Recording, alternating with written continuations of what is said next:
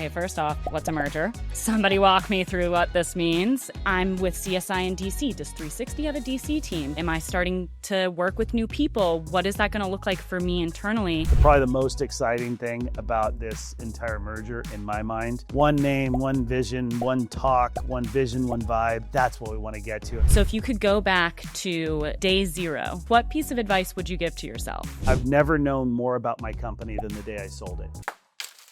All right, we are back for a very special episode. We have Mr. Trevor Hanks here with us. He is the CEO of the new brand, Cohera. Woo-hoo. Yes, we are announcing it here. So Cohera is a new company. It is merged of CSI, DMC, and 360 Destination Group. And Trevor, I would love to kind of dive into the merger and the behind the scenes of it all. And really, what do we not see as the public that goes on with a merger? It's a lot of work. It's a lot of work. And I would say probably one of the biggest things that we've had to maneuver is the transparency with all the employees, is because there are things we want to let you know about, and there's things that we have to kind of hold back, because once we let the cat out of the bag, there are 3 more things that need to happen after that. Whether you're talking comp plans, whether you're talking titles, there are so many elements that go into really trying to bring 2 equal organizations together, taking the best practices. There's so much. And so sometimes when we don't divulge all the information to the employees, it's not because we don't want to, because we have absolutely found that transparency is the best policy through this merger. People want to know. They're dying to know, because it's your livelihood, what's your position, what's changing.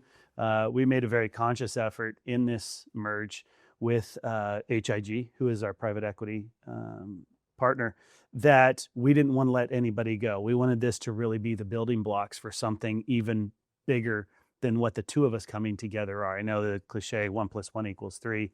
That's kind of been the mentality the whole time, is we really wanted to make sure that we are sharing enough information, but also in a timely manner where it flows, it's fluid.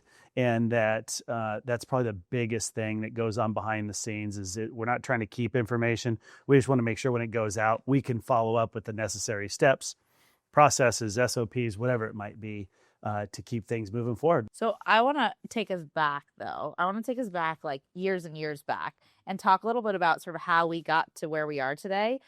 Because Trevor, you and I met 15 plus About years 15, ago. Yeah. And we were both part of the DMC Network, which is kind of a fun. That's quite some lore you guys have there. Yeah. 15 years. Yes. So, but not just us, right? A lot of members of our leadership team were actually all different companies at the DMC Network. So I was in Boston. Yep. You were San Diego exclusively Southern at that time, like Yep. Southern California. We had Hope, who was in Orlando. Yep. We had David Hainline and Sue and the folks from DC, Yeah. CSI's headquarters. We had Sean Kirkland, Mm-hmm. who is part of the Legacy 360 team, who was a national salesperson for DMC Network. So he repped us all at the time. Yeah. And we were all sitting in the same room together 15 years ago, talking best practices, talking about what worked, and talking about what the future looked like. And I don't think any of us could have predicted it looked like this. Never could have, because going even further back than that, my parents started what used to be called TMM, the meeting manager, which was pre-360 in 1978.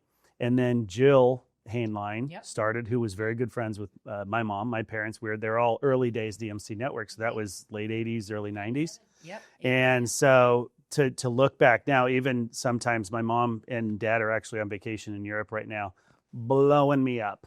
They're so excited, and they're excited at every step of the phase, because even when we were 360, we celebrated the 40th anniversary. With this is kind of the culmination that, even when Jill and David started the company back in the late 80s, never would you guess that this company would become the largest in North America. Mm-hmm. And so the pride, even though this company is different, there's different iterations, there's a lot of different people. They see the Seans, the Karas, the Hopes. There's so many people that have been involved in the DMC industry in different facets, that they're just so thrilled at where we have come. But it really has been, it started as friendships back in the 80s and 90s, and has progressed to 2025, where we're actually all working together in different capacities and really helping to try and lead this company into what is hopefully going to really change even the event industry as we're moving into this creative agency mentality and really trying to be that key partner to all of our clients on a day in, day out basis, but on a much larger scale, really covering pretty much every destination that a client wants to go to. Yeah, I think you make an interesting point, right? You kind of bring it back to all these relationships that are really driven and have really kind of formulated and made this possible, right? And so I would love to kind of hear from you from a relationship perspective. How is that really kind of making it easier to walk the path with everyone, given the past relationships that you have, and bring people along on this journey? It's easier and it's harder because people have been here when you were 30 employees, 35 employees in the early days. And, there's many people that are 15 years plus on both sides, both companies. And so the Sues of the world and the Sean Kirklands and Steph Hassans, all these people have seen what this company used to be, which for both of us, we're mom and pop. Like that's what the DMC Network, especially back in the 90s and 2000s, that's what everybody was. They were small DMCs, owner operated almost always. And so to then flash forward, man, it's just having those discussions because they also see the opportunities that are there and the exciting opportunities. We're trying to put every promotion we have had, excluding the CFO, has been internal. And that was really a commitment we wanted to all the employees because the employees are what have made this merger what it is. It's not, there is a lot of publicity around me, Shelley, Hope, and Tom kind of being there. It really is nothing about us. It's really about everybody who's doing the work day in, day out. You three, the people who are operating, the people who are selling, the people in marketing, accounting, all these functions. It really has very little to do with us as a leadership team, as part of the C-suite. It's more about what everybody does day in, day out. And so people are excited, but they are nervous. Like it's a new going from 150 employees, 175 employees on the 360 side. Same with CSI. Now all of a sudden you're 350. That's a lot of people. It's a lot of dynamics. It's a lot of personalities. And so trying to make sure that you are managing and being empathetic, sympathetic to what people are used to, because this is kind of a whole new day for everybody. Though we're still doing the same work, it's on a bigger scale, a different scale, and it's only hockey sticking right now because we see some great opportunities on the horizon. There is consolidation within the industry. There's a lot of inquiries. We get a lot of calls. We're covering more destinations than we ever have.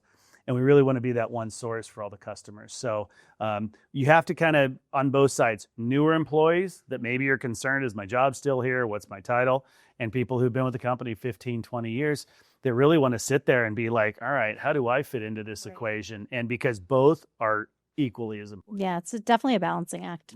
I mean, there are huge risks, too, of having kind of like the talent flight and those kind of things with the merger. So kind of what are other things throughout the merger that you've noticed that are risks that you kind of had to accept going forward, whether that be, worried about the talent leaving or worried about our clients leaving because, we're being a larger DMC, we're maybe taking away of that less of the mom and pop feel, which I know sometimes a lot of our clients tend to love the mom and pop feel. So what are kind of those areas that have been something you had to accept in the merger? So client-wise, probably one of the biggest things that we have done is we have been very vocal with our top customers, reaching out to them pre-merger and then even post-merger. We have monthly calls with the Merits of the world, the ITAs of the world, because that transparency is key to them. And so it's super important. And we've gotten amazing feedback.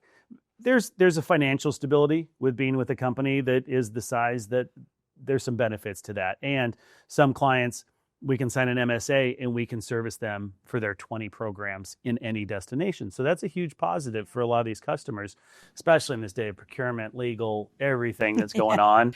And It's insane.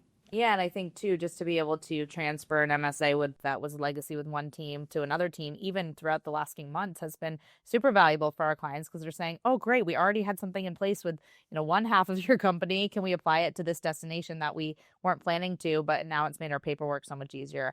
I sat and had lunch with a client, one of my big accounts this past week, and she really drilled me with a lot of questions on what is this going to mean for me. And, I think that we spend a lot of time focused on how we're going to keep our employees engaged and our talent really strong, because that is who we are. We're a service-based industry. But we spend a lot of time thinking about how we can keep our customers happy and making sure that the customers are at the forefront of a lot of the decisions that we're making, really all of the decisions that we're making. And when she was asking me those questions, I was kind of thinking about, not only is she getting more from us, but she's getting more depth in our bench in a lot of ways.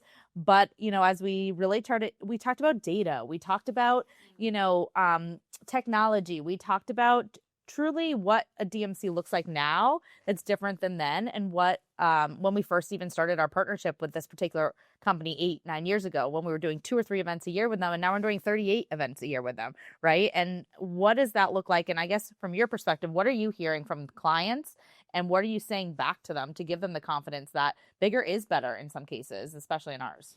The great feedback from clients, I'd say across the board. Yes, there are a couple like, oh, I haven't talked to you enough, or there's always going to be some that they want a little more TLC.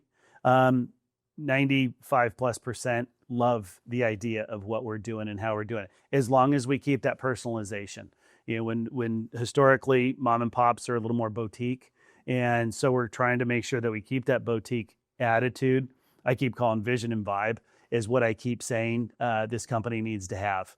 And so if we can create that vision, that the vibe out of what it is, both internally and externally, that's the 100% focus of what I do every day, is because clients are happy.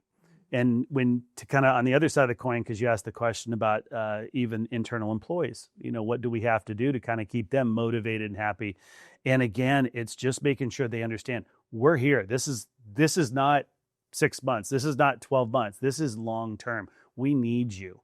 We are coming from a place where, fortunately, with this merge, one of the biggest benefits was 360 had some very strong offices in certain destinations. CSI had some very strong offices in certain destinations that we didn't overlap. And then there are some destinations we do overlap, but just make us a more dominant player in that market. And clients have taken that very well, as long as we're making sure we keep the key people that have all are the ones that build these relationships for years. I can sit there and, I have some relationships, but it's the account executives, it's the BD team, it's all these offices, it's the EMs for sure. Operations is a huge part of those clients coming back. And so we need to make sure that we are taking really good care. Our employees are our clients also, and that's the mentality going into this. And like I said, it's not always easy because people get nervous. And there is change. There has to be change when you're bringing these size organizations together. But this you're right. This has been coming together for 30 plus years, and we're finally to that point. And this is by no means the stopping point. We already are working on some pretty amazing things. And what I would say private equity has allowed us to do is they have the gunpowder, they have the ammunition for us to go invest and be better than we already were, which we thought we were pretty good, both sides. And together we're stronger because we're taking best practices. But then also we do have the financial ability to change into an enterprise software when it comes to accounting, when we all are able to go on Salesforce, ECS, whatever the different technologies, but to really streamline our process and make us better. AI will be a big thing in the future. You and I have talked about quite a bit. But we are going to continue investing in the company. This isn't just let's build it up, minimize the staff that we have, and then sell it again. This is long term. HIG wants this to really be the platform and to go out there and redesign what people think of DMCs and the event industry. Absolutely. So to tap into the redesign, I mean, Ashley, you've been at the forefront of the marketing and what we're doing to rebrand. Yeah. Talk to us a little bit about the process of rebranding and taking two culturally we're very similar, but brand-wise, we made some very different decisions about how we presented ourselves into the world. And I'd love to hear about kind of the behind the scenes of the process on the marketing side, because I think that's kind of an interesting piece, and it's very forefront piece that a lot of people are going to see as Cohera, becomes a household name. Mm-hmm. Yeah, I think, taking it back, the key was we really wanted to work with an agency partner that works with vertical markets across the board, not just someone that's only focused in a hospitality sector.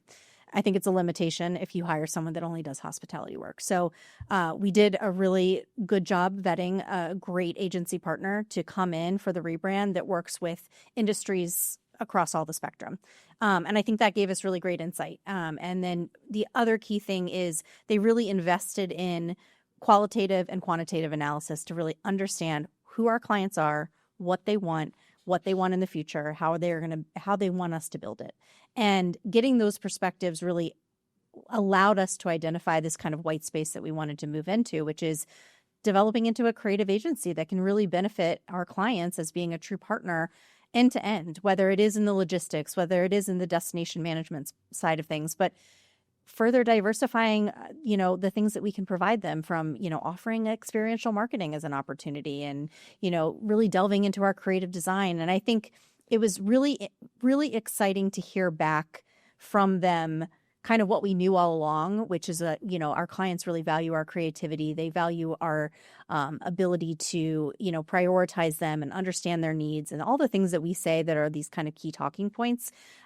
We heard it from them mirrored back to us. And it was really exciting and invigorating to be able to build upon that. So I think that was key. And I think, really, many, many hours went into conversations about where we wanted to go, what we wanted to look like, what our visual identity was, what our name was going to be. And we brought along a lot of people on the journey to make sure that we had all the buy-in so that we made the right decisions and we felt like we weren't just making them in isolation. So I think that's the key. If I'm kind of speaking to an audience of people that maybe are considering this might be on the horizon for them, is find a great partner.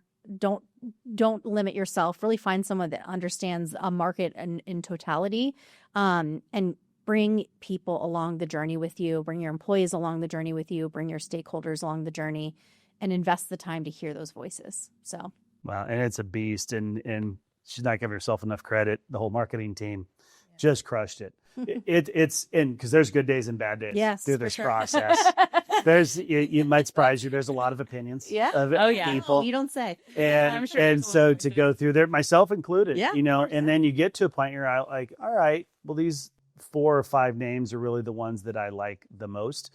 And then you have to go through the legal process because you have to see who has the trademarks.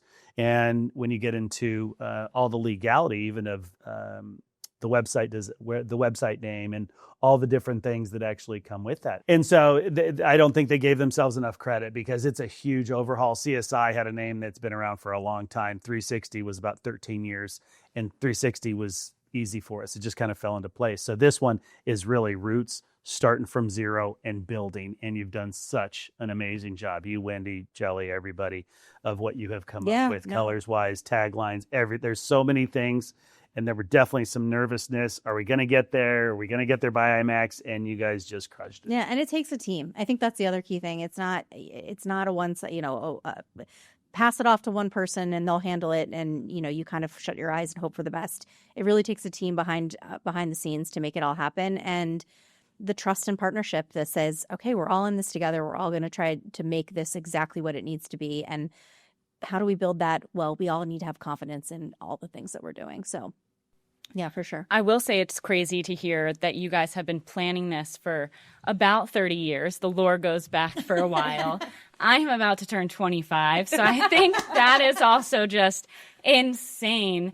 And so honestly, when the merger was first brought to my attention, I was like, okay, first off, what's a merger? Somebody walk me through what this means. And then just, of course, all the questions that come up. I know we talked about do I need to be worried about my job? Do I need to be worried about my friend's job? Because I love my colleagues. You want to work with your same team. You then have to look at, okay, well, I'm with CSI in DC. Does 360 have a DC team? Am I starting to work with new people? What is that going to look like for me internally? So I think the merger was just something so fresh and new for me. But with that freshness and newness, there was also the excitement of so much more opportunity. There's more clients that I'm going to get to be connected with because there's another group that's going to be bringing those clients in. There's more destinations for the opportunity of, whether or not I want to stay in DC for the rest of my life or not. Who knows? So I think just the opportunity that comes from the merger has been super exciting. And even talking with my clients and the buying power that we have, as well as being 2 merged companies, I think what we're going to be able to do for our clients and the success is just super exciting. And I'm happy to be on the roller coaster. Yeah, it is a bit of a roller coaster, but I think too, we're lucky that we've aligned with some really great leaders in the industry that have experience doing things like this too. And I want to touch on that for a minute as well, because, I think a lot of people see, to your point, Hope, Shelley, and Tom, and kind of the faces that have started, but there's a really big team that sit at the board table every few months and really dive into what's working and how to be better every single day. And we've been lucky enough to bring on, Tony Lorenz with his background of PRA and, going through private equity and all kinds of other roles that he's had. And then Scott Graf from BCD and going through the mergers and acquisitions that he was a part of for so many years. I mean, those voices that are at our table are so interesting to me. And I think, I'd be curious to hear from you, Trevor, like, how did you get sort of those additional people involved in our brand, and what's the feedback that you're getting from them and from other key players in the industry as we kind of bring this to the table? I knew Scott a little bit in his days at BCD. I knew who he was. We didn't have a huge presence with BCD. So Scott was someone who I met really when the board was being pulled together. He was kind of the independent. He was the one independent, which is very common on boards. And then there were some conversations with Tony, who I did know Tony a little bit more. And I respected what he had done really back in the late 2010s, when he consolidated some friends, a lot of our friends, a lot of them. that sold to PRA back in the day. So he's been through it. And even subsequently over the last 5 years, he's been on a different level doing different companies. And at heart, I'm an entrepreneur. I love what you do with different businesses and how you can do. That's kind of the way I've always been built. And Tony has that mentality. So it's funny because Tony's he's very hands-on. Yeah. I get probably an email every couple days from him. Yep. Just how's it going? Here's some roadblocks. Here's what you need to do. Just keep this in mind. Scott's a little more hands-off, but he's also that mentor figure that he's been there, done that, because he expanded all through Europe. BCD was huge internationally. So he was doing a lot of these additions internationally back in the days with BCD. And so to get kind of both of those really respected people that have a lot of industry relationships too, it helps validate what we're doing as well. We're not just saying, oh, we're bringing two companies together, we're going to do the biggest, we're the best. We don't care about the biggest. We really don't. We care about the best. And so they're really helping us plot that strategic plan, because we're looking 3 to 5 years down the road right now. We're not looking, yes, there's a 12-month plan, there's a 90-day plan. But, right now we are heavy into 3 to 5 year planning, because we need to make sure we know where we're going and what that point A to point B will be. There'll be a lot of weaving to get there over the next couple of years.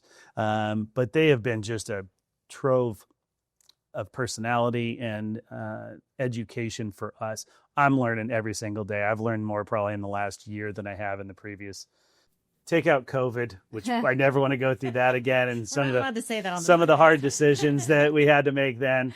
But I have learned so much, and also from my boss Andre with HIG.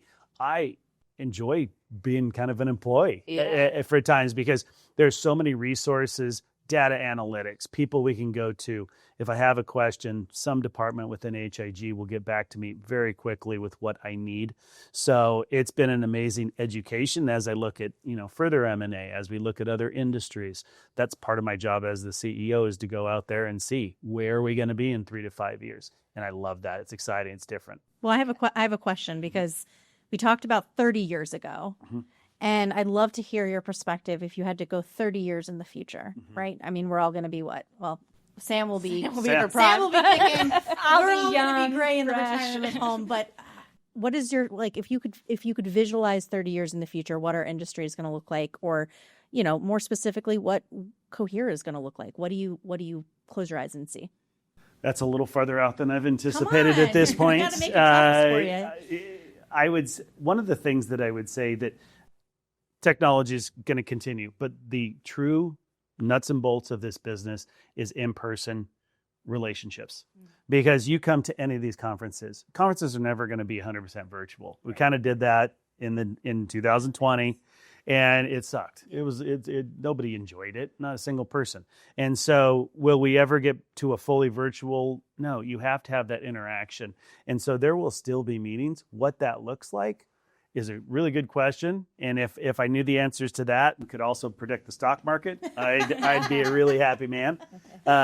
So I see AI continuing to help streamline processes, streamline everything we're going to do. But interaction with human beings will always be a crucial part as we move ahead, 30 years, 50 years, whatever it might be. We need to keep that interaction is top. It keeps your brain sharp. It keeps your passion and love of life going. It keeps you busy. It makes you motivated to do the next thing. But interaction's not going away. Before we get to your juicy confession, Trevor, Yeah. I have one more question because I know all three of you guys were actually very involved in the merger and behind the scenes of everything. So if you could go back to day zero, we'll call it, of the merger, what piece of advice would you give to yourself before going through all of Try this? not to go on maternity leave like a week after it happens. I think we've all would have picked Don't that get one for pregnant. sure. My timing was really impeccable. That is 100% true. Be patient. It's not all going to happen overnight. I think, we get excited about something, it's right on the horizon. We want to shout it on the rooftops. We want to come out the gate running, but it's okay to have a little bit of patience and know it's all going to happen in due time, and, have a little bit of patience. I would say, man, because to actually get to the point where this merge happened, it was a year and a half, 2 years to get to that point. And sometimes we even, as a leadership team, have to kind of step back, take a breath. Most employees don't know, one, it's even going on to get to the merge point because there is a lot of secrecy around it. There has to be. Right. But two, once you get that, I've never known my Legacy 360. I've never known more about my company than the day I sold it. And so you're so entrenched, every number, every good and bad. There are some things we screwed up that we had to fix, before you kind of close and all of those things. But to take that mindset that most people don't know everything that's going on. And so when it comes out that, 360 merged, with CSI and what that looks like, most people have about this much information. And they're like, oh my God, we're merging two companies. I'm not going to have a job. What is my title? What is my comp going to look like? Like all those questions start twirling. And so sometimes I know personally, I could be like, well, we'll get there. Like, just relax. You have to empathize with the people who are really the ones that are kind of don't know the information. I've been living it. I know everything that's been going on. I knew what was going to happen with CSI. I was well aware 6 months before that closed. And so to make sure, going back to the flexible thing, you have to empathize in the transparency. I think there are some elements we could have done a little bit better job on the transparency, but hindsight's 20/20. And so I think we did a fairly good job. I think now that everything's out there, the big secret of the name, that's been a big one too, which I'm super psyched to get that out in front of the world really tonight. So I think the transparency to me has been the most crucial, because when people understand or they hear it, okay, it's been addressed. They're not as wound up like, my God, am I going to have a job in a couple of weeks? Are we going to close any offices? Am I being demoted? And all those type of things. You have to sympathize with 300 and really probably 40 out of 350 people in the company, because they don't know everything that's going on. Yeah, and I would add to it, like, ask a lot of questions and then truly listen to the answers, right? I think sometimes we go into it, well, it worked really well for us and it was, why we are where we are, but that worked really well for you and it's why you are where you are, right? And so just opening up the dialogue to learn from each other, I think has been really important throughout the process, because for me, I was, out from maternity leave a little, missed a few big moments along the way, more than a few, but I definitely felt like when I was coming back, I just had to hear what was going on. I just had to be a sponge of information, not just from the C-suite, my colleagues there, but really from every person in every role in every field that just needed someone to listen and to hear. And I wanted to hear, what is working, what's not working, where are we feeling like there's moments that were missed, and let's figure out how to solve them, because we're not going to be perfect, to your point. We're not going to do everything right the first time, but let's just talk through them and keep our dialogue open and listen to each other, because we're all bringing a lot to the table, and we just need to figure out how to make sure everyone's heard. One thing I would say too, and it's a lesson with kids, it's a lesson with employees, is we've had some people that I would say sometimes feel a little bit like the victims. And we have people who have stepped up the plate and have really showcased why they're as good as they are. Mm-hmm. And some are very junior. Yeah. This isn't, everybody's not 10, 15 years. And so, I'm not saying a lot of people complain, but you really see the people that have stepped up to the plate and are like, no, let's do this. Trev, is there anything I can do to help? I have this really cool idea. I want to just tell someone about it and start getting the ball rolling. It might not happen overnight, but I love when somebody comes to me and is like, I've been thinking about this. Do you think we could work it in some way, somehow? And it's like, keep those ideas coming. 100%. Let's keep that energy. And this is the time for innovation and the time to question and say, yes, this was working here. Yes, this is working here. Just because they were both working, maybe there's a better solution out there. Maybe there's something we can do differently, or we can approach it from a different angle. So I think it's that opportunity too for innovation and for discovery and really what's next. Yeah, that's just a good rule of life. All right, it is my favorite time. I think your guys' favorite time too. Oh yeah, Of course. It is confessions. So Trevor, would you like to share with us a juicy confession, perchance? Juicy confession. This one's it's a positive, but it could not have stressed me out anymore. One of the biggest programs Legacy 360 ever did was for a birthday party. Gentleman, very wealthy man, owns a big private equity company down in Texas.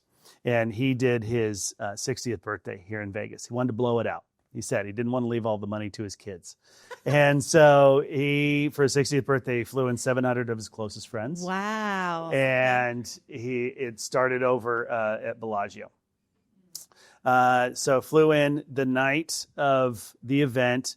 I think it was about almost $500,000 just in decor of the room. They brought in all of the different chefs, Michael Mina, all the different chefs that are over at Bellagio. And so the room was amazing. It was all a rock and roll theme.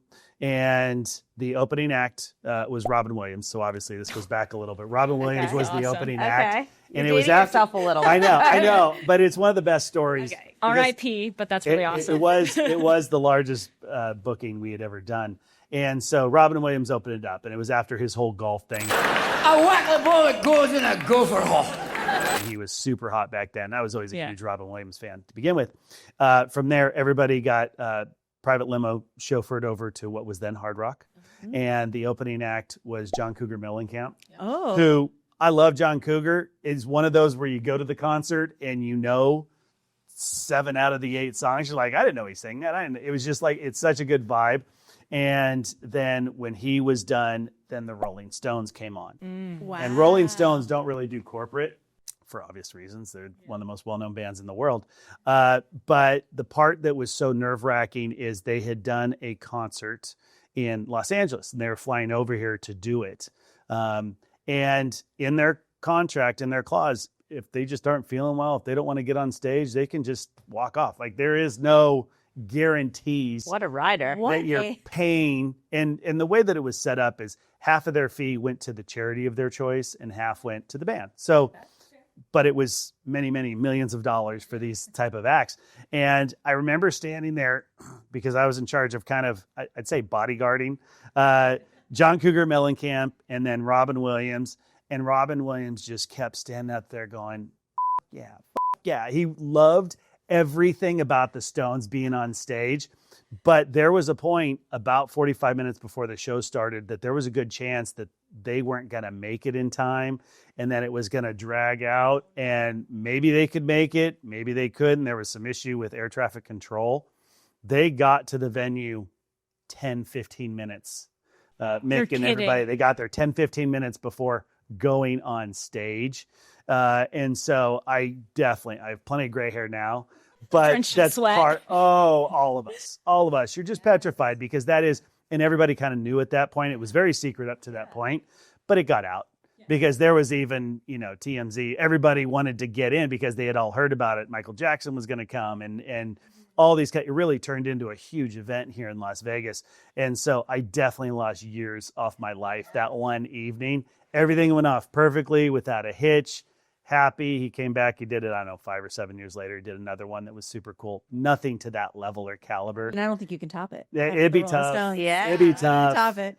He was good. All of them were amazing. And it was just one of those nights you're like, you pinch me because I can't believe I'm standing here trying to make sure Mick Jagger's getting off of his plane so I can take care of Robin Williams and John Cougar. And So incredible. so that was a super fun one. I was going to ask at the beginning, like, how did you end up with a birthday party? I mean, we tend Yeah, to be we doing don't. corporate events, but it really sounds like it was a major corporate event Yeah. in honor In of a birthday. Yeah. In a Yeah, birthday party. if you have a suit. $10 to $12 million budget for your birthday, we can help you out. We'll figure it Yeah. out. Okay. Yeah. That's We do stay away from the social public service side. announcement to all. Weddings and social, we stay But if you away hit the from. 10 million mark, 10 million's probably we'll We let start it the slide. conversation. even maybe We'll have maybe a little lower conversations. even to start with. Unless it's a wedding, then maybe it's a little higher. But no, that was one of those Wow. nights where I'll never forget. It was, I love it. it. Was that Love that. good. I love it. That's so cool.